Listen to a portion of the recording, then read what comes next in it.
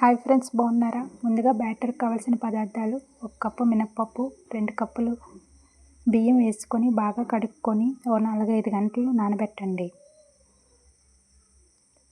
Mixie పట్టే ఓ పావుగంట ముందు 1 కప్పు అటుకులు తీసుకొని ముందుగా నానబెట్టుకున్న వాటితో పాటు అటుకులు కూడా వేసుకొని బాగా రుబ్బుకోవాలి. రుబ్బుకున్న మిశ్రమాన్ని రాత్రంతా పక్కన పెట్టుకోండి. తర్వాత రోజు ఉదయం రుచికి సరిపోయినంత ఉప్పు, కొద్దిగా నీళ్ళు వేసుకొని బ్యాటర్ని బాగా కలుపుకోవాలి. బ్యాటర్ ఎలా ఉండాలంటే మరీ హార్డ్గా కాదు, సాఫ్ట్గా కాదు, మీడియంలో ఉండాలి.